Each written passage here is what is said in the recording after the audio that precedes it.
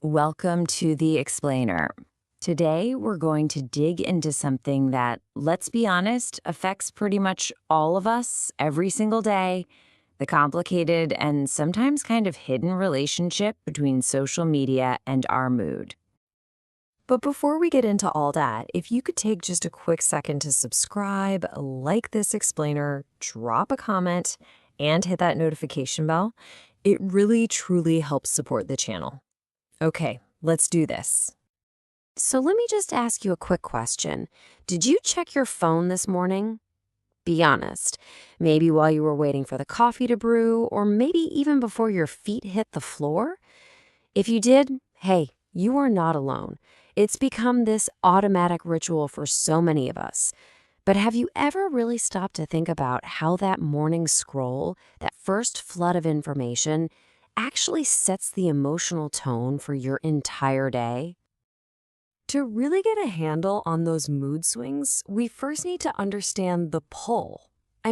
Why are we so drawn to these platforms in the first place? It's really easy to just dismiss it as a bad habit, but the truth is, social media taps into some of our most basic, fundamental human needs. So before we get into the problems, let's look at the positives, because there are a lot of them. At its best, social media is an amazing tool for connection. It lets us keep up with family halfway across the world. It's a nonstop source of entertainment, a place to get a quick laugh on a tough day. We learn new things, right? Everything from a new recipe to a mind-blowing science concept.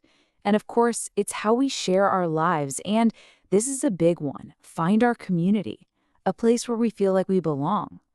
These are all powerful, totally valid reasons that keep us coming back for more.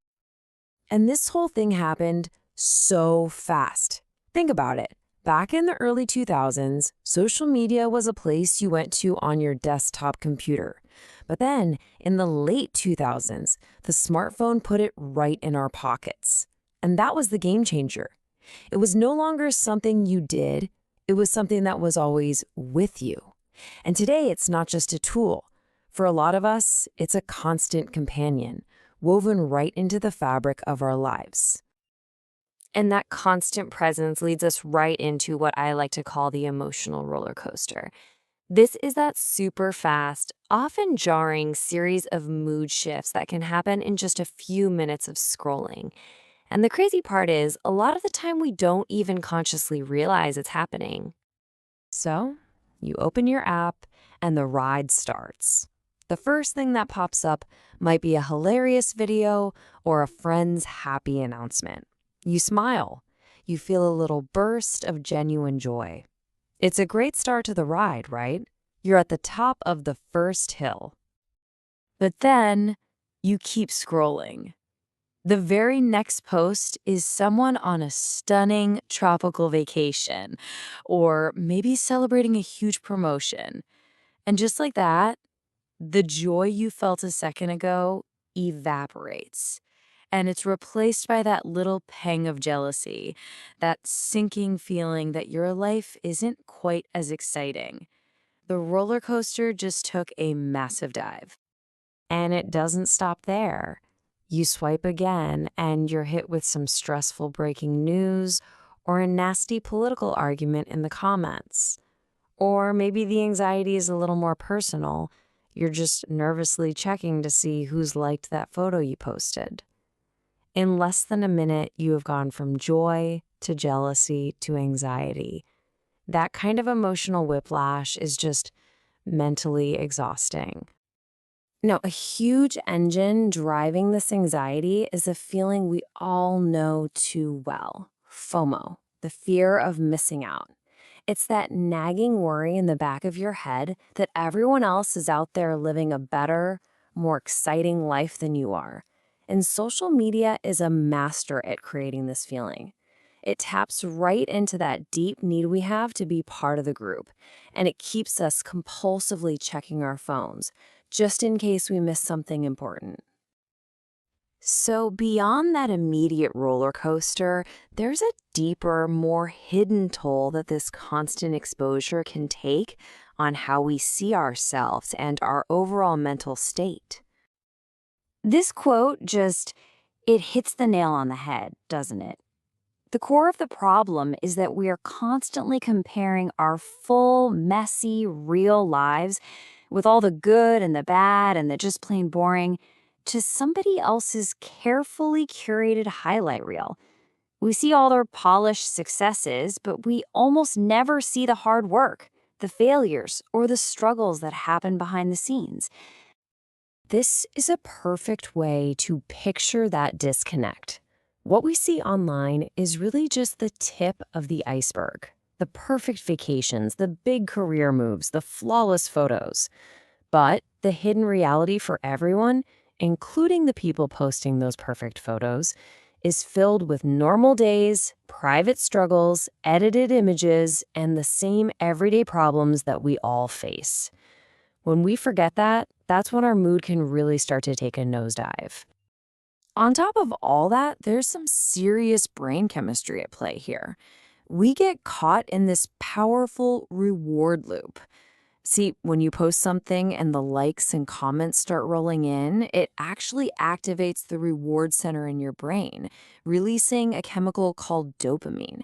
It's that same feel-good chemical. It makes you feel happy, validated, but that feeling is temporary. And when it fades, your brain wants another hit, which creates that impulse to check again or post again in a cycle that can feel an awful lot like addiction.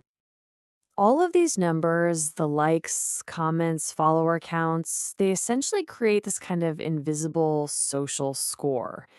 We can start judging our own worth based on these metrics. And if a post doesn't do well, it can feel like a personal rejection.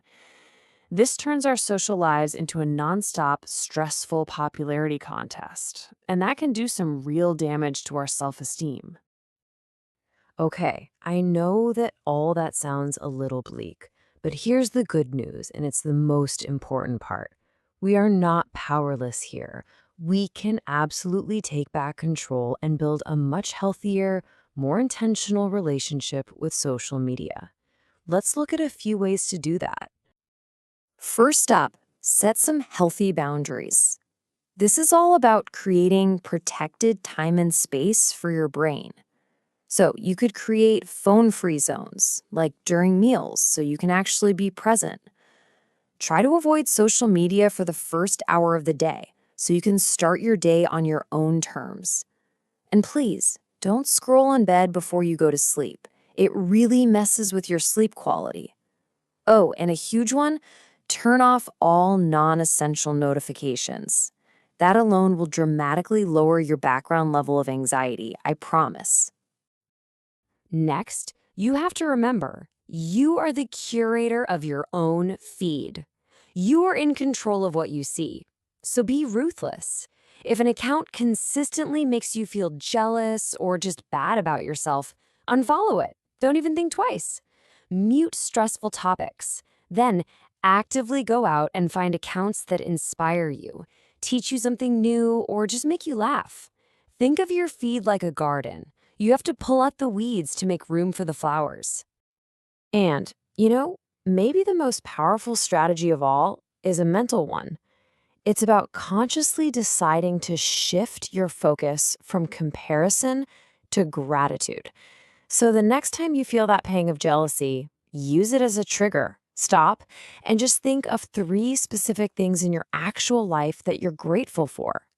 This simple little practice grounds you in your own reality and helps you appreciate what you have instead of what others just appear to have. So, I'll leave you with this final thought to really reflect on.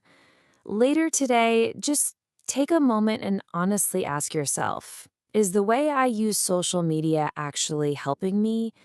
Is it making me feel good and more connected, or is it hurting my peace of mind? The answer to that question, well, that's the first step to making a real positive change.